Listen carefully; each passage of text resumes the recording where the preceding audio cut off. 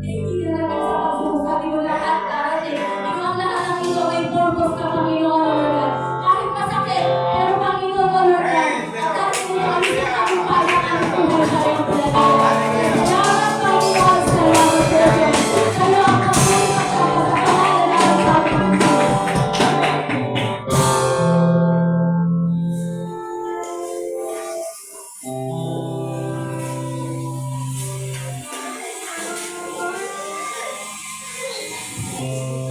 Sino po ang nakalaman ng presensya ng Panginoon? Sige po natin. Jesus Christ is our Lord. Jesus Christ is our Savior. Jesus Christ is our healer.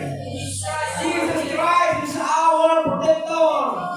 Jesus Christ is our hope.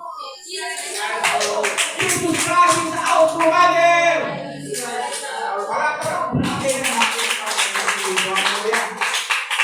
Ang sigaw para sa Panginoon na may pag-asa, nanginginig ang diablo.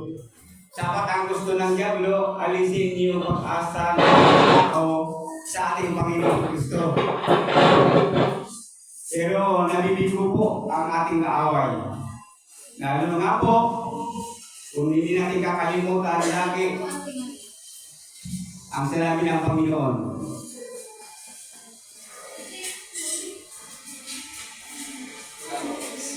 Kayo po tayong lahat ng nakapagpito. Ang ating Diyos ay lagi nakatingin sa atin. Bagamat hindi natin siya nakikita, pero nakikita niya tayo.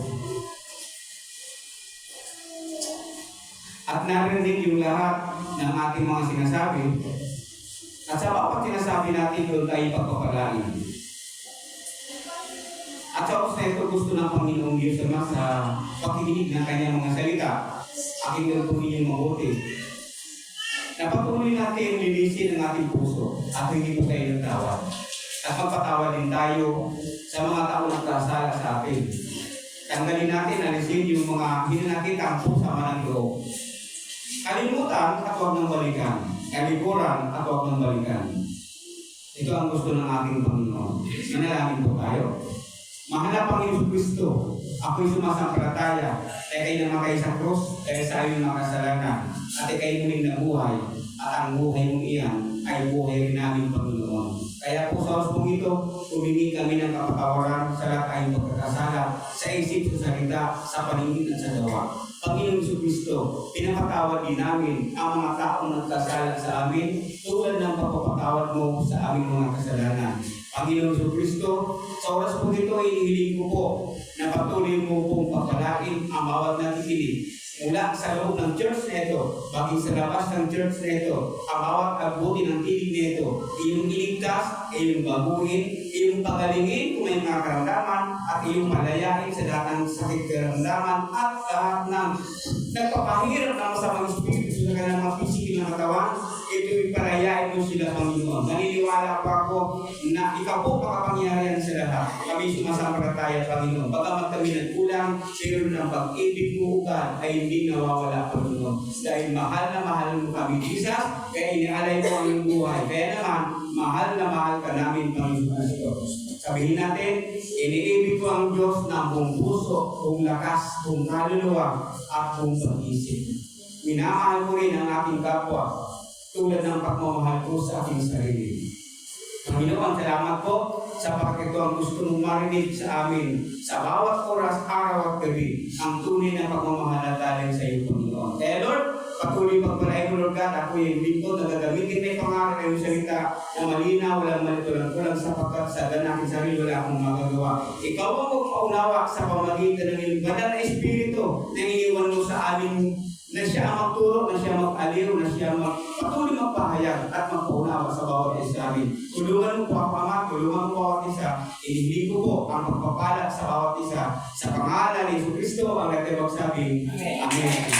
Hallelujah. At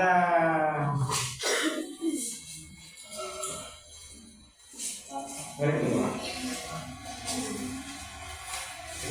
Balik ko ba? Salamat sa Panginoon. Hallelujah. Wala pong iba? Yung ibang po? Wala pong iba? Baka meron dyan. Hira muna tayo. Praise the Lord. Hallelujah. Hallelujah. Okay, salamat po. Praise the Lord. Hallelujah. Alam ba ninyo, hindi pa yung impyerno, init pa lang yan. Pero, mahirap na. Di ba no? Pag wala kang electric fan, mainit ang lugar. Talaga naman, talagang, kung apoy na yan, impyerno na yan, talagang sobrang init. Kasi asopoy at saka apoy. Hindi ba nakakatakot na mapunta doon sa impyerno po? Pero hindi natin nakapit po yan. Kinabihin ko lamang po, yung ating pinag-aralan noong Sunday, ano yung topic po natin? Yung obedience to God is important. So, ang pagsunod sa Panginoong Diyos ay importante talaga ito. Kasi importante, tulad yan sa tinatawag na pagkain, importante na magtrabaho kasi importante na mayroong pagkain. Okay? Importante. So, makikita po natin na sa pinag-aralan po natin, natalakay po natin doon yung nagpapahina ng tao para isuwindir yung alin, yung karapatan na paging panganay tulad ni Esau. Isinurindir niya ang karapatan na bilang panganay dahil naman sa gutom siya na mabigyan sa ni Jacob. Kondisyon niya ako, bibigay ko sa iyo itong patanin, itong masarap na gulay, pero ibigay niyo yung karapatan na pagiging panganay. Kaya ang tao nagpapahina dahil sa pagkain. Amen?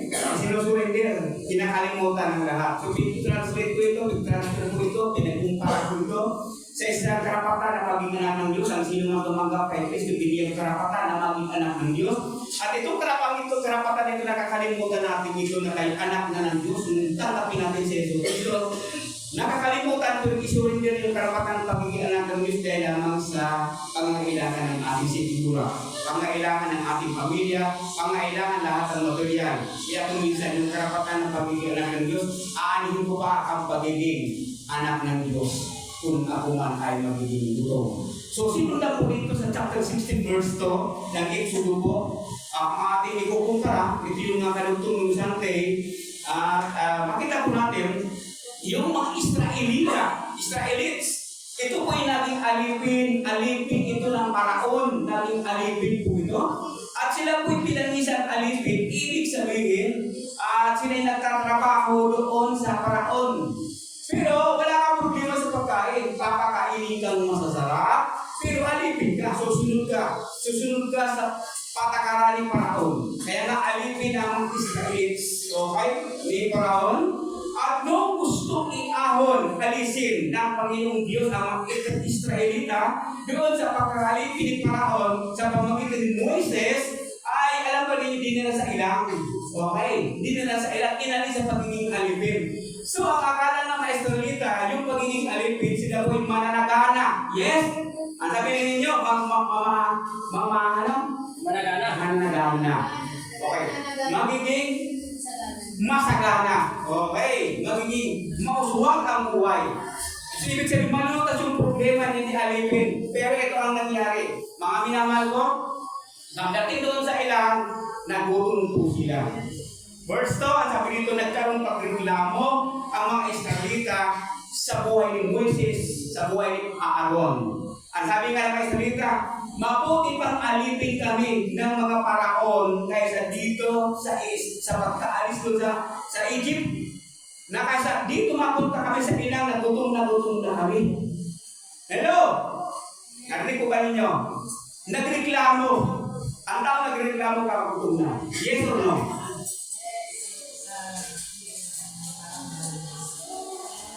Pag ang tao wala ng pagkain, nagreklamo na. Ito na ang Israelita. Mabuti pa ay nagdoon sa Egypt, hindi tayo doon nagugutom. Pero nandito tayo sa ilang, mabuti pang alipin. Okay? Ikumpara natin, gusto mong bigyan-bigyan, gusto mong bigyan unawa, yung pinatawag Kung kailan ako naging born again, kung kailan ako naging pastor, kung kailan ako naging Kristiyano, para nakita ko yung buhay ko, hirap na ako. Pero nung ako hindi nagsisimba, pero nung ako hindi born again, nung hindi ako pastor, wala akong tungkulin sa church para nararamdaman ko yung panahon na kalipas. Sagahan ako sa pagkain. Kulang na lang sabihin, mas mabuti pa yung buhay na wala kang Diyos na kinikilalang pagsilimuran. Kasi sagana yung aking buhay. Akala ko naman ba yung Diyos na aalisin kami sa Egypt, dadali kami sa masaganang buhay, pero narito kami ngayon, gutom kami. Ganun ba may mga Kristiyano? Mariklamuhin. Amin mo ba? Ilan kaya sa mga born namin nagre-reklamo kapag dumaan natin yung gutom, yung kahirapan? Walang pagkakaiba ng mga Israelita na nagre-reklamo po mga kapatid ko. Kaya po, makikita po natin, dito po, ang pagreklamo ng Israelita sa mga leader, ang sabi po ng Biblia, hindi kayo sa akin, sabi ni Moises, hindi kayo sa akin nagre-reklamo bilang isang leader, hindi kayo nagre-reklamo, kundi sa Diyos kayo nagre-reklamo at narinig ng Diyos yan. Amin mo ba? Kaya napakahirap ang maging ang presidente. Kapag ikaw may presidente, ang iyong bansa ay punong problema, ang sisi laging sa presidente. Naintindihan naman ninyo? Mahirap maging leader. Sa akala nila sa leader ang problema. Kaya ang iba, ayaw na mag-leader. Di ba?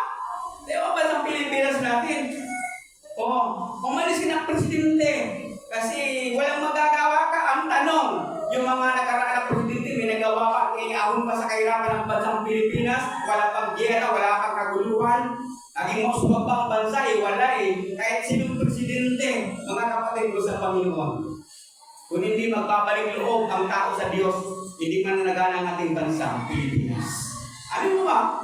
Kaya nga po, gusto kong diinan na ang problema sa lahat ng kahirapan, leader lagi. Kahit sa kaguluhan, leader lagi. Kasi siya ang ganyan. Iba talagang leader yan Kaya nagkakagulo Mga kapatid ko hindi napapansin dito na mga Israelita na pinagrereklamuhan nila hindi si Moises, kundi ang Diyos. Kaya narinig ang Diyos. Praise the Lord. Hallelujah. Ano ba narinig ng Panginoong Diyos? Narinig ko ang reklamo ng mga Israelita. Ngayon, verse 16. ng chapter 16 ng Exodus po. Dahil narinig ko ang mga reklamo ng mga Israelita, ito, bukas na umaga, tandaan ninyo bukas na umaga palabasin mo yan, may mapupulot kayong pagkain. Hallelujah. Praise the Lord. May mapupulot kayong pagkain dyan, Di ba? Nakita ko ninyo. Nakita mo kapatid yun Okay. Pakibasa na ako kapatid. Ikaw na lang nagkabasa ko. 16. Okay. Pakimic na lang po. Verse 16. Chapter 16. Okay. Exodus? Oo. Sige, ano po dyan kasabi? Kaya lang iba-iba yung Bible book. Okay po. Ang ito ang utos niya. Tungkol niya ang bawat isa ay kumuha ng kailangan niya at ng mga kasama niya sa tunda. Kalahating sa loob bawat isang tao. Okay. Okay. Para na ang Israelita, saan na galing yung pagkain? Galing sa Diyos, galing sa langit, papaulanin. Ano naman yung gagawin ng mga Israelita? Lalabas po sila. Lalabas. Okay. At mamumulot sila ayon sa kanilang pangangailangan. Ayun naman sa pangailangan. Hello? Ayun naman sa pangailangan. Ilan ang kasama sa bahay? Dalawa. Kumuha ka ng pagkain lang sa dalawa. Ilan ang kasama mo sa bahay? 5. Kumulot ka ng pagkain mo lang sa loob. Yung kailangan ninyo, yung kasama mo sa bahay. Kaya bibigyan kayo. Praise the Lord. Hallelujah. Verse 16. Lalabas tayo. Ang sabi sa verse 19, huwag kayong magtira. Ito huwag kayong magpasiguro. Yun lang kukunin yung kalamtama na maubos ninyo sa inyong pamilya sa araw na yan. Ay ba? Naganda po natin. Ang pinakula, napakailangan ko yun, mana. Ano yung mana? Tinapay na manipis. Ano yung kami binigay ng Panginoon Bisa ka? Mababasa yung kabuuan ng talata. Mga pugo. Di ba? Nagdagsa yung mga pugo. Nagdagsa po yan lahat. Kaya may pagkain na, mayroon ng ulam, mayroon ng bigas, Okay, kung sa bigas, ilagay natin sa panahon. Mayroon ng bigas, mayroon ng ano? May karne pa. Hindi kumpleto ang Diyos. Pero, may gagawin ka. Ang sabi ng Diyos, magpapawalan ako sa inyo. Ano gagawin ng part ng tao? Ano yung parte? Ano yung part? Ano yung gagawin ng tao? Sige nga. Hikilos ang gagawin, lalabas. Hindi pwedeng manatili sa loob ng toldam. Hindi ka nasaan na ang bubo, nasaan na ang maninipis ng mga mana. Di ba? Ano yan? Magbibigyan ka ng kamay lang? May gagawin ka. Ang sabi ng Biblia, lumabas. Amen? Gagawin mo, mamumulot ka. Hindi ka manatili. Ano pagpapala sa loob? May pananim pa sa loob ng bahay? Wala. May pagkain pa sa loob ng bahay. Wala na pinto. Ang pagkain, wala sa labas, papasok sa bahay. Period. Hindi magkakaroon ng bigas sa bahay kung hindi ka magtanim ng palay. Ang palay galing sa lupa, galing sa pagtataniman. Magtrabaho ka. Hindi naman ninyo, mga minamahal ko. Kaya lumabas may party, hindi magparaupo, kundi maghanap po. Sa madaling share, madaling maunawaan, ang gustong sabihin nito, party ng tao, maghanap buhay ka, magtrabaho ka, kasi ang Diyos nagbibigaya. Nagbibigay ng pangkailangan mo. Amen po ba? Ang problema natin tagalabang. Anong sabi ng Biblia, verse 19, huwag magtitira. Maraming talaga. Woo! Bakit ganun talaga mga tao? Ang sabi ni Lord, huwag magtira. Basta kapatid, dyan lang sa ito para madaling ulitin niya, verse 19. Sinabi sa kanila ni Moises, huwag kayong magtitira para sa bukas. Amen! Ano yung botos? Ay pagkain ka na, huwag kang magtitira. Kasi buhay niya eh. Baka bukas wala ng biyaya. Mas maganda yung pasiguro. Ano sabi ko? Magpasiguro, baka bukas wala na. Wala naman sinabi yung Diyos, huwag mong dagdagan ng word. Huwag mong dagdagan ang sinabi ng Diyos na, pagtira kayo bukas magpasiguro. Walang sinabi, ang sabi, huwag magtira. Hello? Hindi na unawaan eh. Ang sabi ni Lord, huwag magtitira. Hindi nagsabi, magpasiguro para kinabukasan. Tingnan natin mga kapatid kung grabe talaga. Anong ginawa? Verse 20. Ano sinabi ng verse 20? Tingnan natin. Verse 20. Okay. Ngunit ilan sa kanila ay hindi nakinig kay Moises. Kinabukasan, inuod at bumaho ang itinira nila, kaya nagalit sa kanila si Moises. Anong resulta sa pagsuway? Anong resulta sa hindi pagsunod? Napakakinahangan ba ang kanilang sariling prinsipyo, sariling ginagawa, sariling desisyon? Hindi. Bakit? Nagtira. Ano nangyari kinabukasan? Inuod, bumaho, nakaiba nila? Hindi.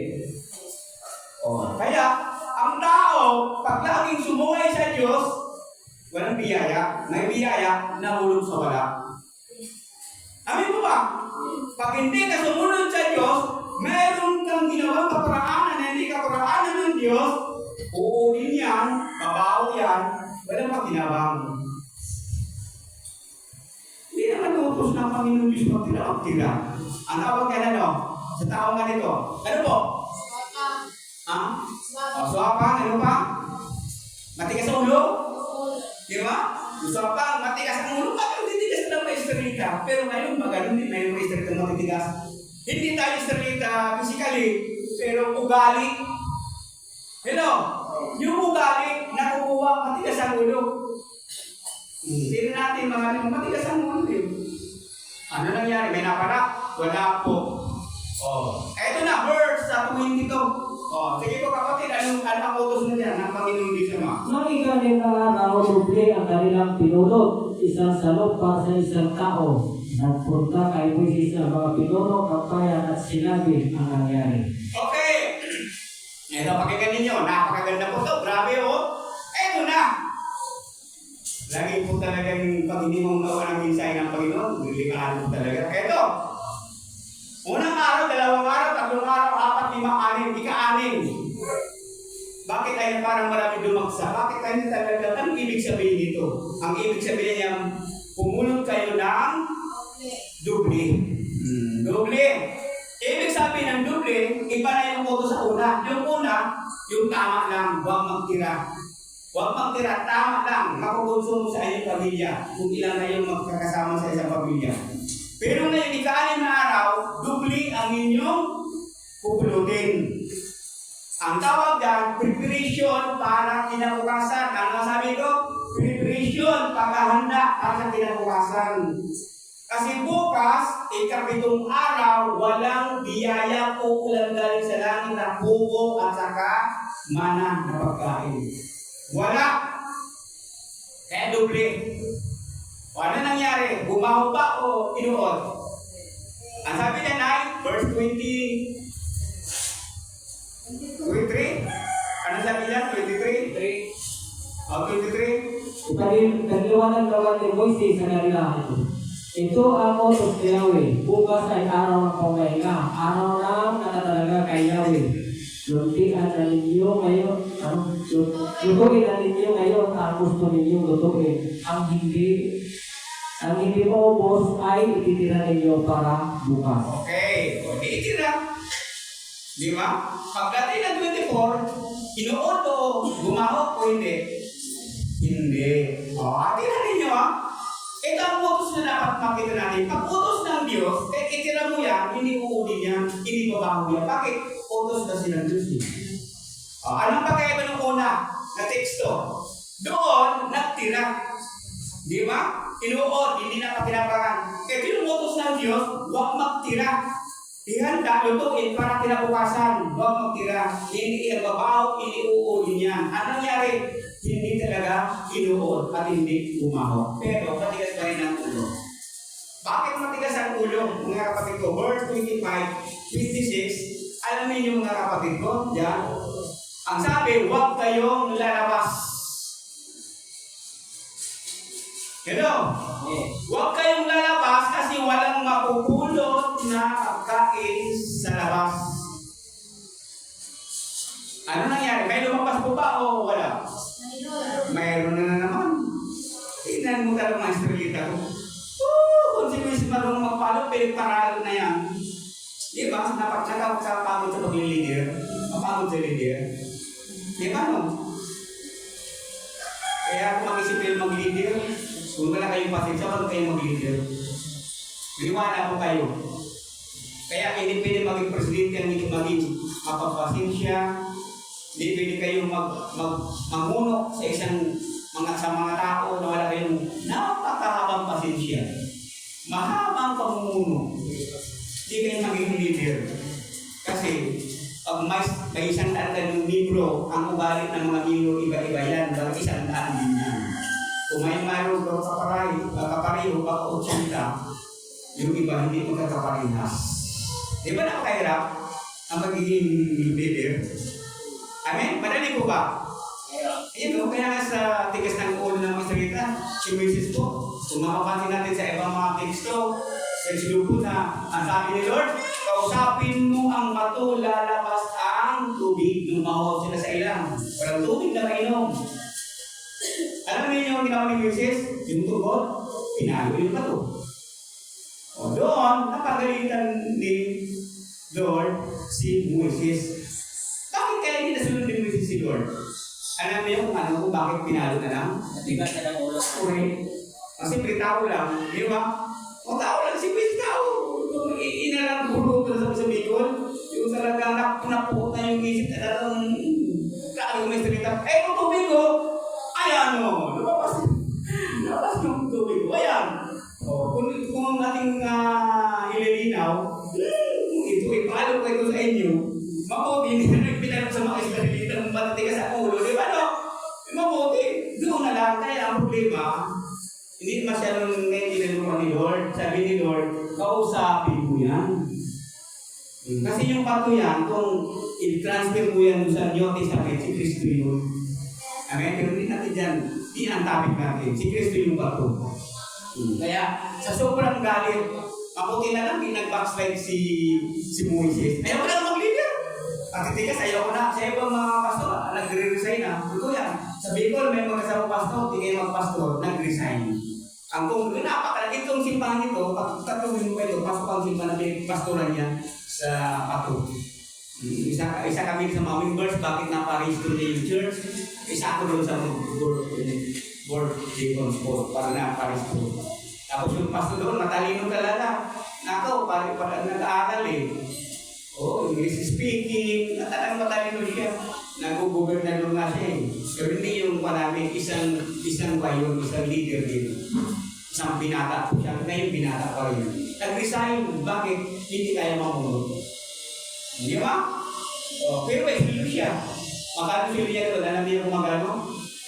Sabi ko sa inyo, 50,000 ma'am.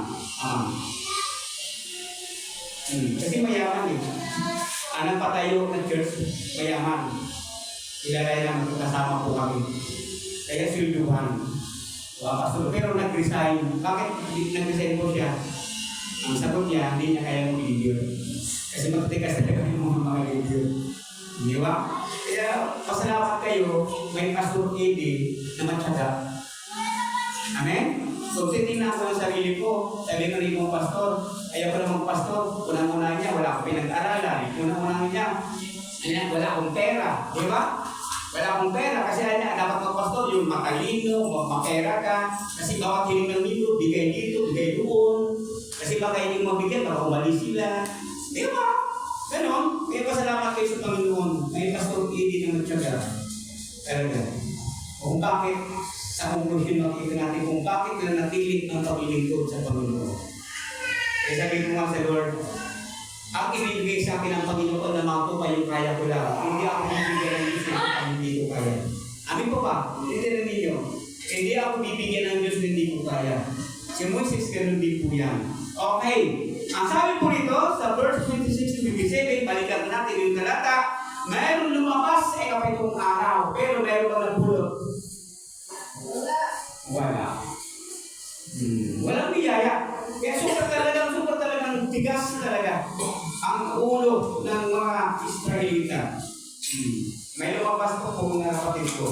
Okay.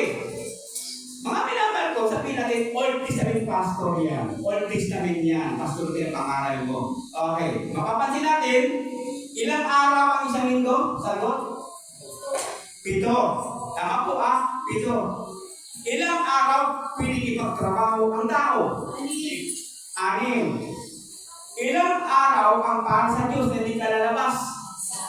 Isa lang na hindi ka pwede magtrabaho. Di ba? Hindi ka pwede magtrabaho kung kukintahin. Kaya kung babalikan natin, yung kung bilang ang ikapito magbibilangin natin, kung sumahin natin ang Old Testament, ang simula ng araw talaga ay linggo talaga. Amen? Ang first day of the week is Sunday talaga. Nabuhay si Kristo unang araw ng isang linggo. Kaya kung ang bilang natin ay 7 araw, Sabado talaga ang ikapitong araw. Kaya hindi tayo nag-usap sa bilang ng ikapito. Ang pag-usapan natin yun, tinatawag na fellowship. Ang fellowship naman, ibig sabihin, ang fellowship naman, yung pagsamba sa ating Panginoon Diyos Ama, ang pagsamba, kaya saan ka pwede kang magsamba. Pero pag nagbilang sa araw, ang ikapito talaga ay Sabado talaga. Kung bibilangin. Pero hindi ako sa balista, pero yan ang paniniwala ko. Bakit? Yan kasi nakasulat sa Banal Biblia. Pag sinabi ko kasi ikapito linggo, ang mangyari niyan, pinabago ko ang bilang ng Biblia. Binabago ko. Kaya hindi pa ako nagsasabi na ikapito ay linggo. Pero hindi ako sa balista po. Pero yan ang nakalagay sa Biblia. Okay, eto. Ito po ay applicable pa sa New Testament. Applicable ba yung ginawa ng Israelites doon na 6 na araw magtrabaho at sa ikapito walang lalabas? Ano yung ginagawa doon na Israelita? Walang lalabas sa kanilang mga tahanan. Amin po ba? Walang magtatrabaho. Sarado ang pabrika. Wala ka ng pabrika. Ilagay natin lahat ng pinagkakakitaan. Walang trabaho. Ikapitong araw, walang lalabas sa bahay. Okay, ang tanong ito, applicable ba ito sa New Testament.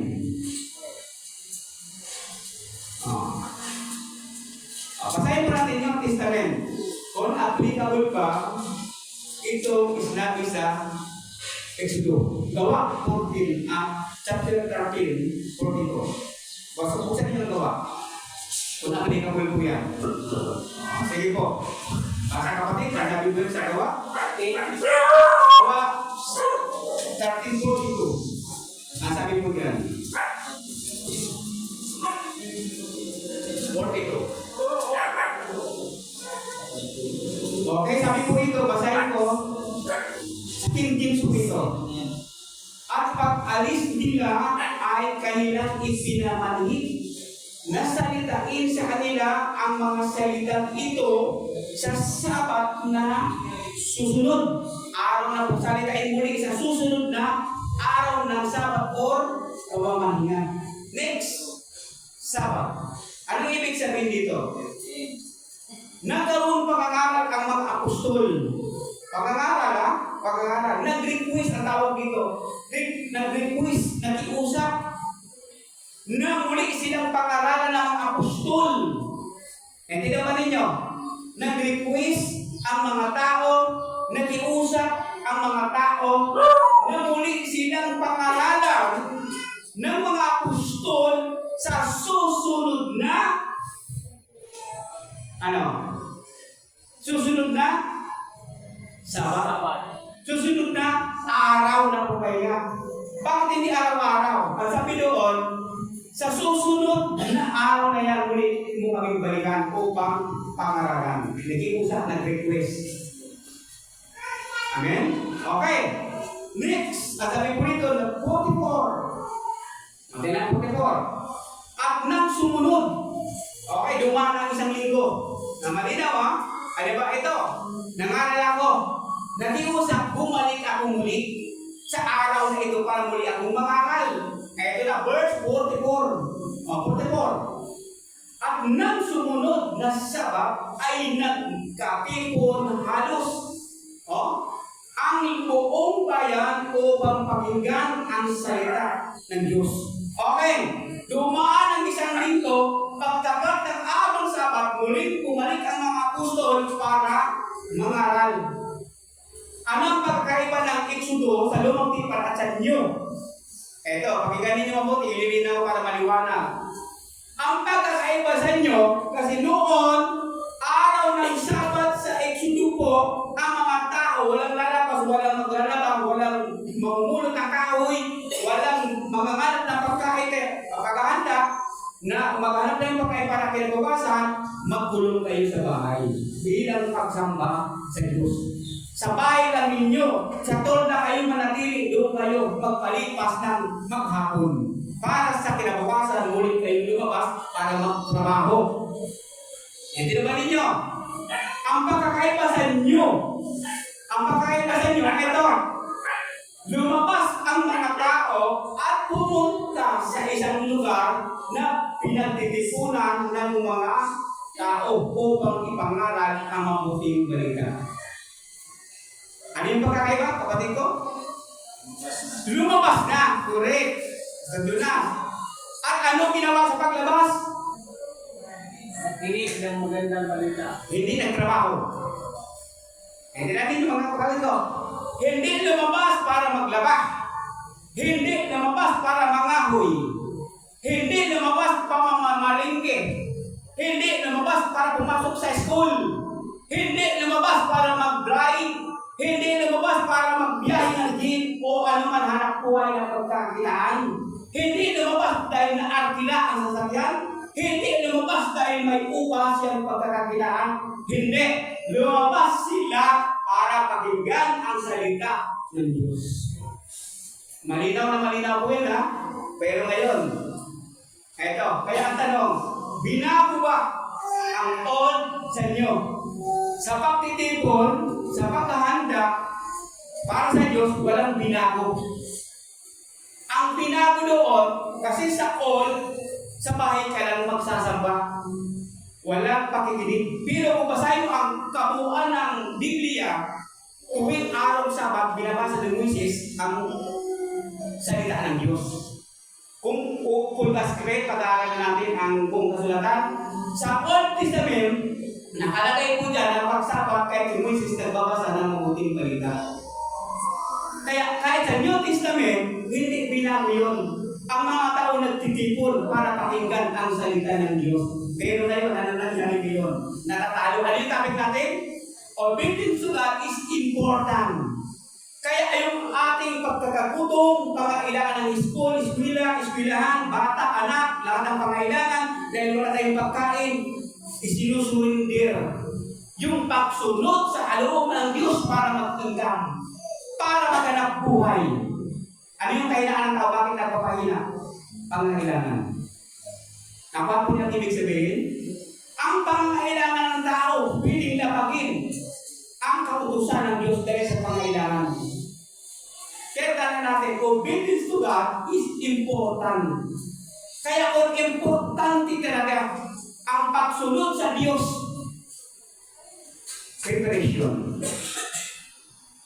Kaya nga ito alipin. Doon tayo sa alipin. Kaya kapag ika na mabrika, ang amo mo ni born again ni Kristiyano, pag sinabing trabaho, 7 days, lahat po trabaho.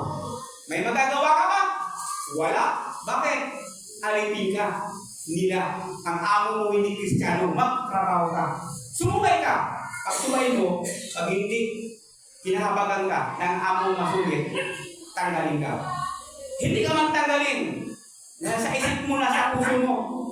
Bahala na si Lord, maunawaan naman ako. Kasi alam naman yung pangailangan ko. Diba rason? Saan nakabita kayo sa Biblia? Pumupulot ka ng rason para takpan mo yung conscience. Kasi makukonsensya ka Lalo kung di kayo determinado sumunod, lalo kung ang daming tricks mo, tulad ko, di ba? Pananampalataya at gawa. Mabuti yung simbahan at tutulong. Sumampalataya lang kayo, ligtas na kayo. Kahit magagawa kayo kasalanan, ligtas pa rin kayo. Saan ka kayo? Pastor Reading at tutulong. Sumampalataya at sumunod. Ay, mayroon di Pastor Reading. Pananampalataya, pag sunod pa ito, wala na. Sumampalataya ka lang, ligtas na. Magagawa ka ng kasalanan, ligtas na. Saan ka? Hindi pa ninyo. Saan ka na? O dito na. Gawa ka ng kasalanan, di ka nakasunod, ligtas ka na. Saan po kayo pupunta? Ito po, sabihin ko sa totoo lang gusto kong ilinaw. Pagkilan po. Totoo lang. Totoo lang po mga kapatid ko. Ang nagpapahina sa tao talaga, amin natin hindi, pangangailangan talaga. Pero, ito po, dahil kahit ikaw mayaman, kahit mapera ka, kung kulang talaga yung determinado ang tawag na, ang tawag na, yung determinado, yung ibig sabihin yung, kahit anong mangyari, susunod ako. Kahit mayaman, kahit mapera yan, pag hindi determinado yan sa pagsunod, di pa rin susunod. Sasabihin niya, marami akong business, marami akong lalakarin. Kaya hindi mo na ako makasunod sa Diyos.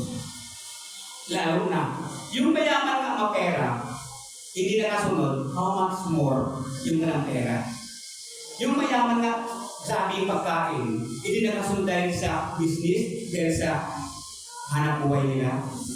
Yung puwi na naman rason, yung pasensya na, si Lord, naiintindihan naman ako, kasi alam naman na wala ako. Diba? Alin talaga nagpapahinga sa tao, pangangailangan ka. Totoo po yun. Walang pastor, walang libro, na hindi piling paghinain ka ng pangailangan. Pero tandaan po natin mga kapatid, kailangan ito ay malampasan po natin. Ang sinasabing pagsubok, anong puno ng pagsubok? Hindi ba niyo ang pagsubok? Ito. Bakit sa panahon na yan, kung kailan gusto mong maglingkod sa Diyos, kung kailan gawain ng Diyos, kuminsan papasukan ka ng mga magagandang offer o trabaho, papasukan ka. Bakit? Alam niyo yung pagsubok, yung tuloy pagsubok. Sinusubo ka kung sino ang aharapin mo, kung sino ang tatanggihan mo, at kung sino ang susundin mo. Yan ang pagsubok. Hindi na yung pangalan pagsubok. Yan ang pagsubok. Sinusuko ka, kung susunod ka, o susuway. Yan ang pagsubok. Mali pagkaintindi yung pagsubok. Kung kahirapan, pagsubok lang ito. Aba, hindi ang pagsubok ng kapatid yung kahirapan. Hindi ang pagsubok. Ang pagsubok, yung tinatawag na ikaw, ito'y para sa Diyos, ito'y ay offer hindi sa Diyos. Yan ang pagsubok. Pagpipiliin ka, titistingin ka kung sino ngayon ang susundin mo. Diyan po nagkakaroon po. Yan nga po, sabi ko sa inyo, ang kahirapan, gusto kong bigyan, tawag yan, padaanan ko lang yung kahirapan sa panahon ngayon. Padaanan ko lang po.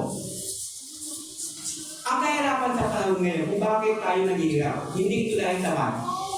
Pero kung naghihirap ka dahil sa katamaran mo, ay kasalanan ka. Tama po ba? Gusto kong daanan lang ito.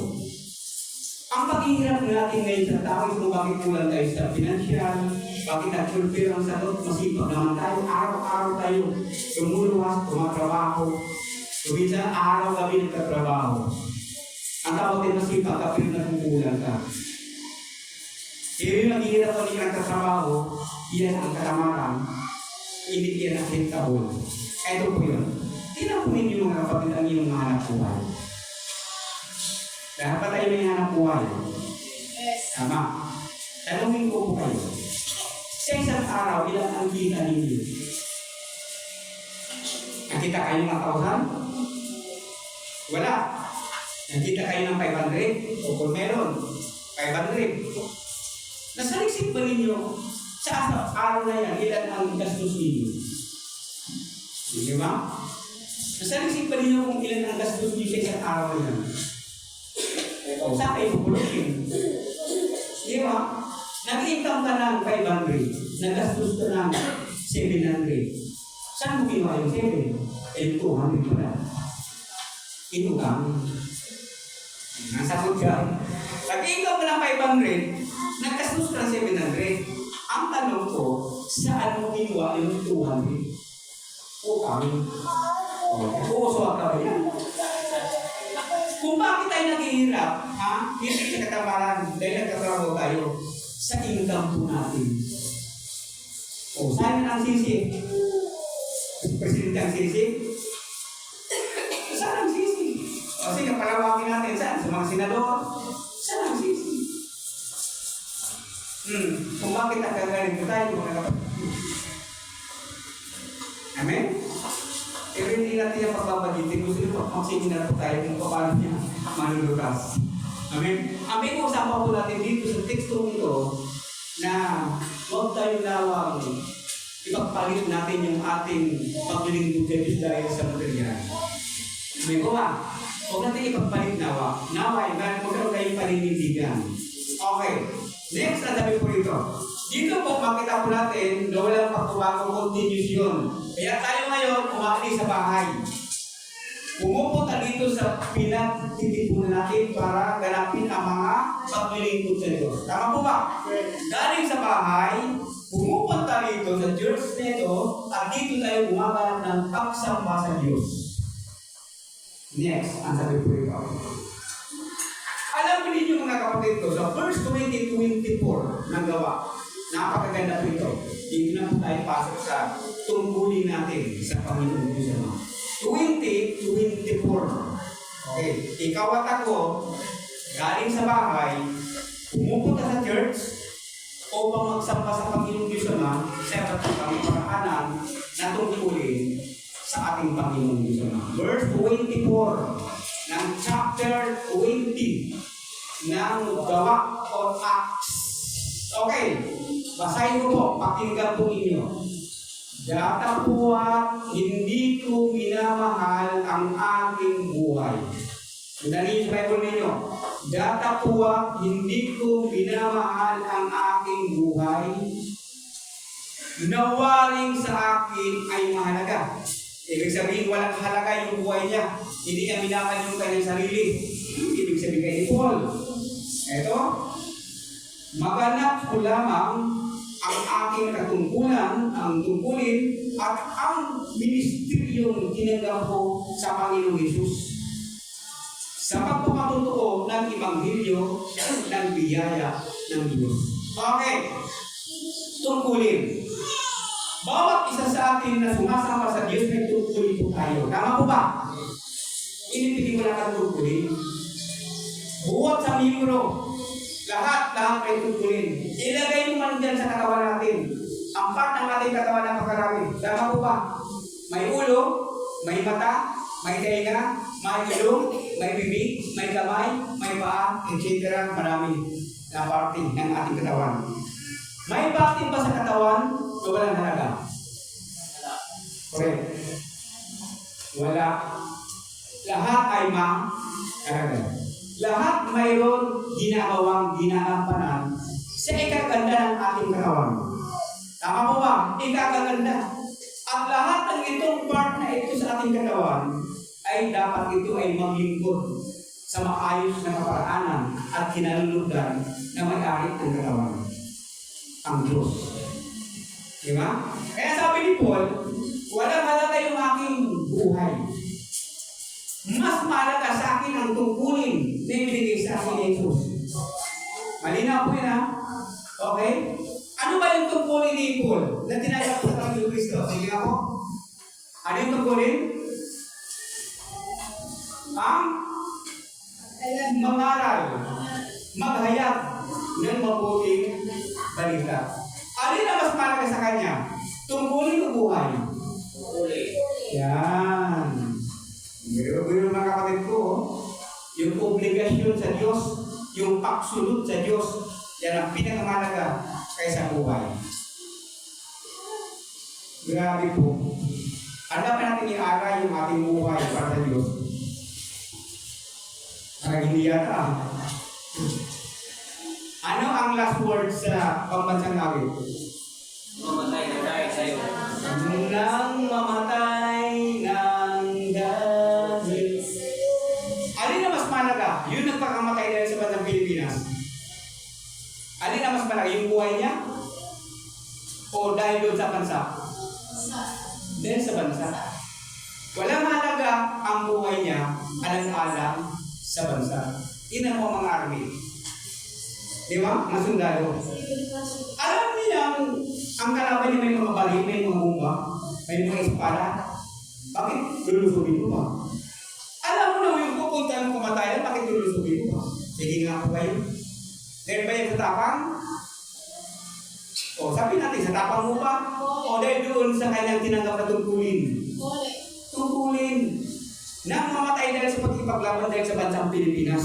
Kaya kahit yan ay bumba man yan, ano man yan, naharapin ko yan hanggang kamatayan. Ang tanong sa atin ngayon, hindi tayo mga sundalo, sundalo ng Hesus Kristo.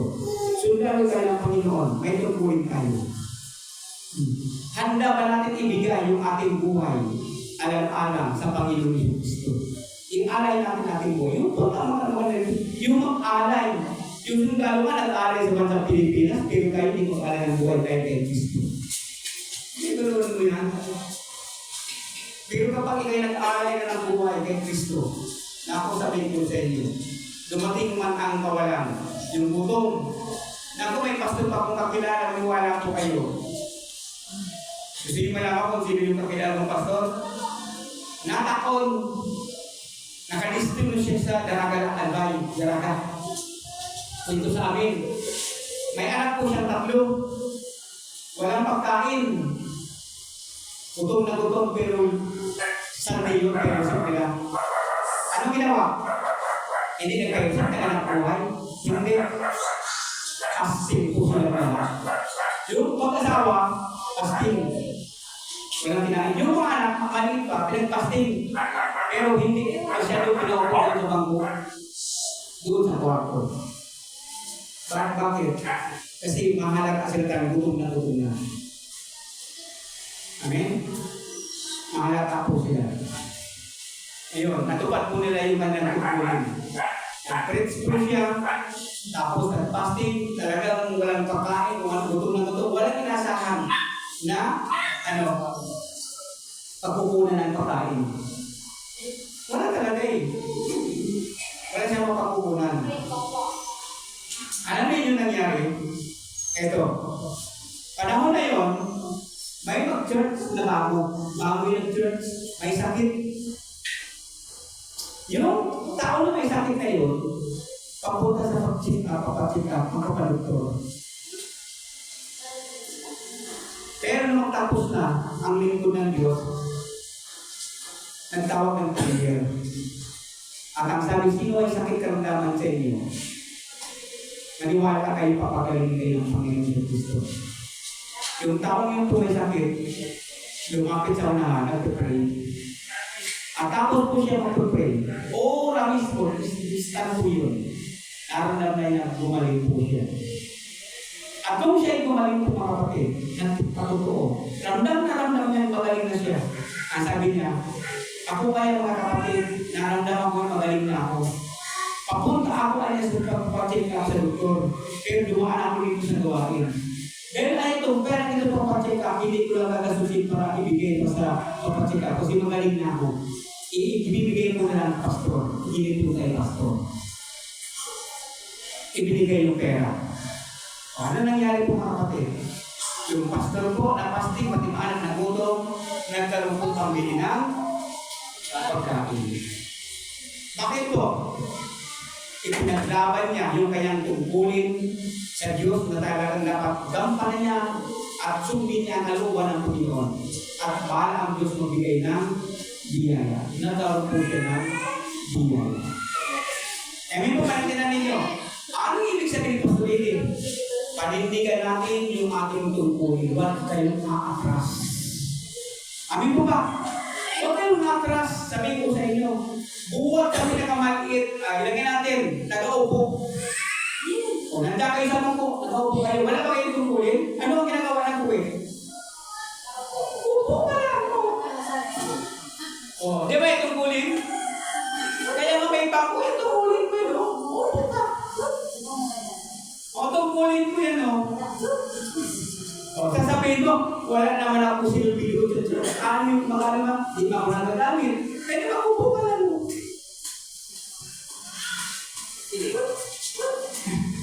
Di ba? O ano ba mga tungkulin po natin? Napakarami, di ba? Tungkulin po natin. Ay, ito nga, o. Organ. Drummer. Gitara. Sumbidir. Napakarami. Di ba? Napakarami na dapat operation dito sa church. Napakarami, di ba? Bakit kuminsan kulang? Walang gumagawa walang gumagawa ng mga tungkulin sa church. Bakit? Alam niyo, hindi pinipilit yan. Tama po ba? Hindi pinipitin ang isang tao, o ikaw na maging ganito, ikaw na maging ganito.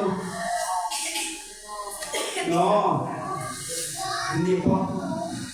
Maniwala po kayo. Hindi po. Ako'y magtatapos gusto kilala sa inyo kung bakit hindi piling tukahan ang isang tao. Kung babasahin po natin ang sabi sa verse 57 ng Lucas 9, tingnan po ninyo. Ang sabi doon, susunod po ako sa iyong Panginoon. Diba nung dito? Susunod ako sa iyong Panginoon. Ibig sabihin, nag-offer. Pakinggan ninyo mabuti ng offer ng kanyang buhay para sumunod sa Diyos, para maglingkod sa Diyos, para umanap ng isang tungkulin. Nag-offer po, di ba? Nag-offer po siya. Hindi na pakatanda. Nag-offer. Pero, bakit yung sagot ng Panginoon Kristo sa verse 58 na ang anak ng tao wala makikirahan? Bakit sinagot niya mabuti yung kasunggukan meron? Kasi meron kasi ganito.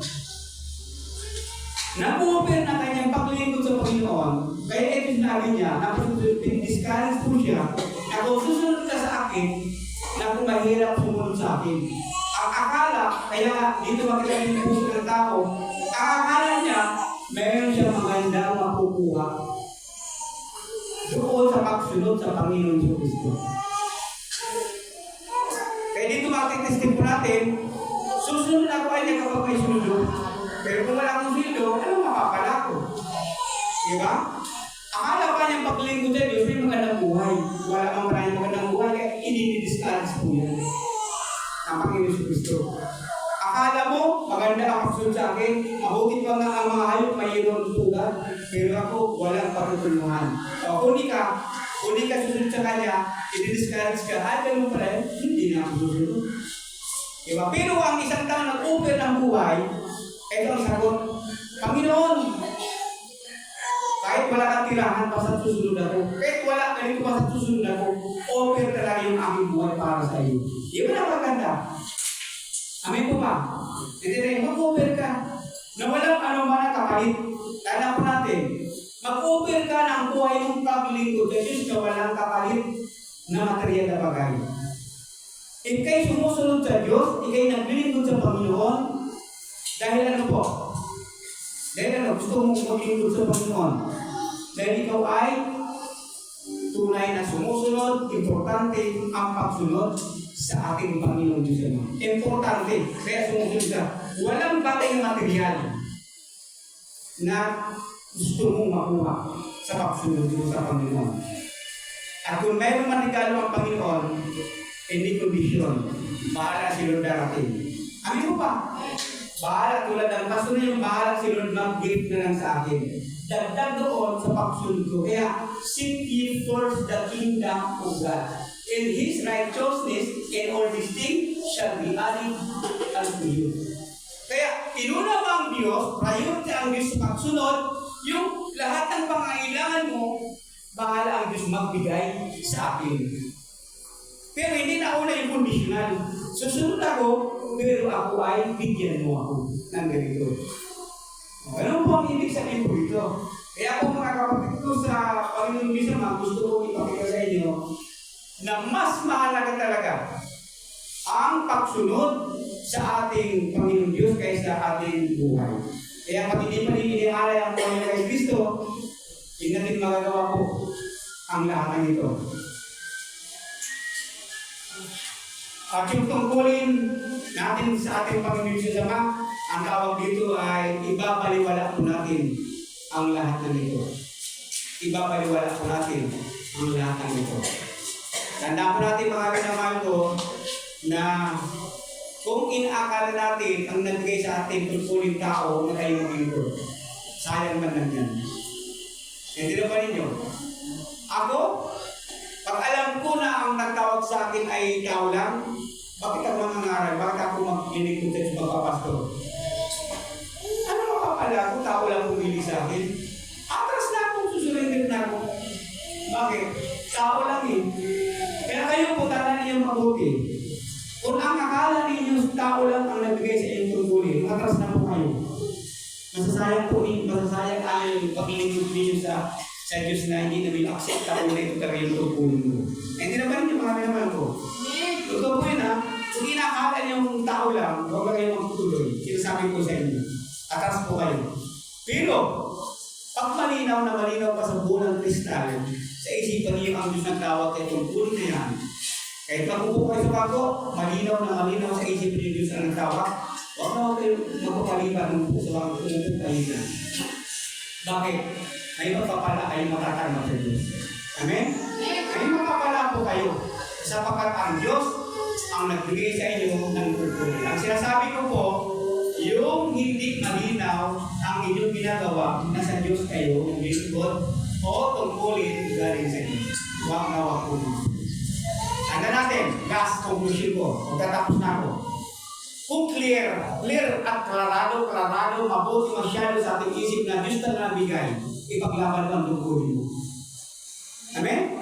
Tulad ni Paul, hindi ko pinanghinayangan ang buhay ko, handa akong mamatay, alang-alang kay Kristo na pinaglilingkuran ko, kahit mga ngaral ko, kahit siguro mayroon diyang kanyon. Ano, pupunta ka rito, isang kaluluwa kung pangaralan mo, pupuntahan ko yan.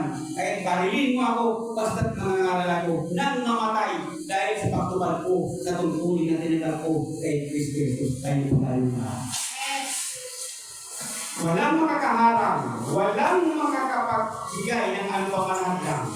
Kapag isinesip natin, ang tungkulin ito'y galing sa Diyos, hindi ito sa atin. Alam niyo,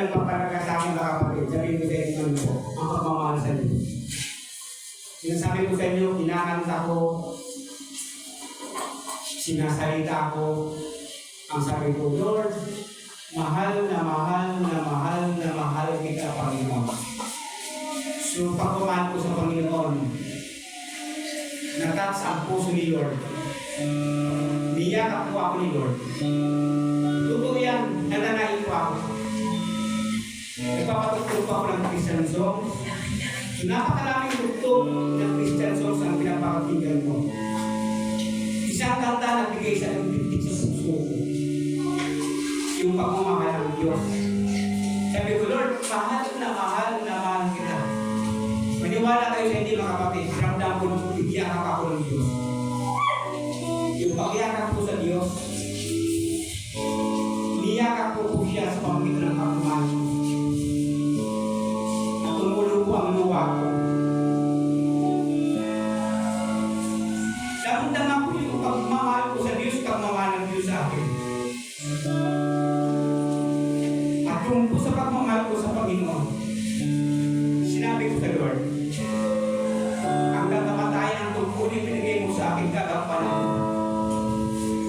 Hindi mo araw-araw na yung pangangaral, humayo dahil sa trabaho. Pero di ako magpapaday. Kahit sa airing, kahit sa social media, kahit sa anong paraan, kahit isang taong masirang kung kagampanan ko yan. Di ako titigil sa inakang sa akin ng Panginoon. Kapatid, kung ikaw na may tungkulin mo sa gitara, huwag mong hayaan na sa isang araw mong hawakan ng gitara. Magtugtog ka, mag-practice ka.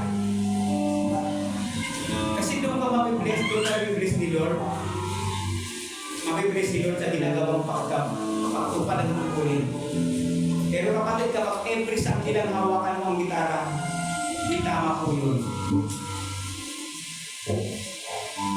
Sa song leader, ang song leader, tulad din po yan sa pagpapastor. Ang pastor, kahit hindi pa Sunday, nagagawa ng outline. Gumagawa siya ng outline para ipangaral. Nakitayin ko siya, uso pala. Gumagawa po ang pastor na yan. At nangangaral po siya. At sa pangangaral ng pastor, nabibless po ako. At kayo po bilang song leader, pag hindi kayo gumawa ng outline, gumagawa kayo tuwing Sunday lang, hindi ka bibless ang Lord. Ang tungkulin po ninyo ay hindi nyo mararanasan. At ang gusto ng Panginoon, sa bawat song leader, kayo mo kayo sumbok, pinapalala mo natin yung mga sunod-sunod sa kanta. Ang lahat pa ito ay ginagawa na natin. Kapatid, kahit sa organ, walang gift sa organ. Huwag mong hayaan na sa isang linggo, isang araw lang hawakan. Kung hawakan mo natin lagi, lahat ko, mayroon po rin sa akin. Alamin niyo ang isang pagkibigay ko kayo, makita mo yung mga ko. Pakinggan ninyo mga kapatid. Ang isang tao na inialay ang buhay pagbukas at tungkulin, nagbibigay panahon para gampanan ang lahat ng bagay. Hindi ipagpapalit kahit sa material na bagay o ano man ang pagkain. Hallelujah kay Jesus. Lord, nakikita ko kami naman ang bawang isinulya. Naniniwala pa ako Diyos na ako ay sulupay-pay dahil sa kawalan. Dahil sa kawalan ng pagkain, kawalan ng pera, o ano ang problema sa pamilya. Nanulupay-pay sa pananampalataya, nanulupay